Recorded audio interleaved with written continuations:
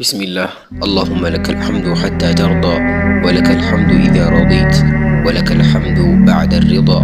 والصلاة والسلام على حبيبنا رسول الله وعلى آله وصحبه ومن والاه.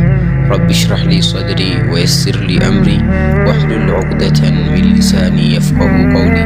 السلام عليكم ورحمة الله وبركاته። ሐሜት ትልቅ የምላስና የቀልብ በሽታ ነው። በቁርአን ክፉኛ ተኮንኗል። አላህ ሐሜትን የሞተን ሰው ስጋ ከመመገብ ጋር አመሳስሎታል። እንዲህም ይላል፣ አዑዙ ቢላሂ ሚነ ሸይጣኒ ረጂም ወላ የግተብ በዕዱኩም በዕዳ አዩሒቡ አሐዱኩም አን የእኩለ ለሕመ አኺህ መይተን ፈከሪህቱሙህ። ከፊላችሁ ከፊሉን አይማ፣ አንደኛችሁ የወንድሙን ስጋ የሞተ ሆኖ ሊበላው ይወዳልን? መብላቱን ጠልታችሁ ሐሜቱንም ጥሉት። ሱረቱል ሁጁራት አንቀጽ 12። ነቢዩ ሰለላሁ ዐለይሂ ወሰለም እንዲህ ሲሉ መናገራቸው ተላልፏል። የኢስራ ጉዞ በፈጸምኩበት ሌሊት ፊቶቻቸውን በጣቶቻቸው የሚባጥጡ ሰዎችን ተመለከትኩ። ጅብሪል ሆይ እነኚህ እነማን ናቸው? በማለት ጠየቁት። ሰዎችን የሚያሙና ክብራቸውን የሚዳፈሩ ናቸው አለኝ። ሐሜተኞች ቀብር ውስጥ የሚገጥማቸውን የከፋ ቅጣት ነው የገለጹልን። በአንድ ወቅት ነቢዩ ሰለላሁ ዐለይሂ ወሰለም ከመስጊድ አለፍ ብሎ ከሚገኘው ቤት ውስጥ ያሉት ሴቶች እስኪሰሟቸው ድረስ በስሜት ተውጠው ንግግር አደረጉ። እንዲህም አሉ፣ እናንተ በምላሶቻችሁ አምናችሁ ልባችሁ ያላመነ ሰዎች ሆይ እባካችሁ ሙስሊሞችን አትሙ፣ ነውሮቻቸውንም አትከታተሉ። ምክንያቱም የወንድሙን ነውር የተከታተለ አላህ የእርሱን ነውር ይከታተለዋል።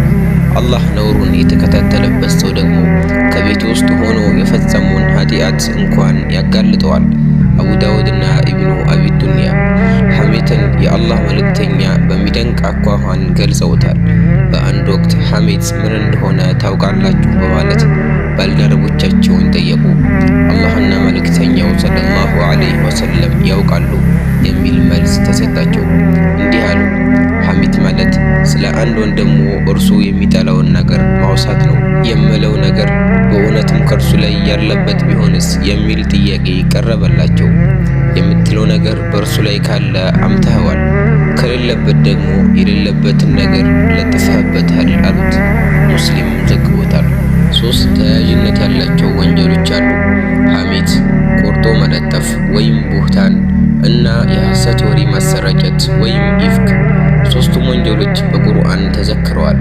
ቆርጦ መለጠፍን ወይም ቡህታንን በሚመለከት ቁርአን እንዲህ ይላል፣ ወለዚነ ዩእዙነ አልሙእሚኒነ ወልሙእሚናት ቢገይሪ መክተሰቡ ፈቀድ እሕተመሉ ቡህታነን ወኢስመን ሙቢና።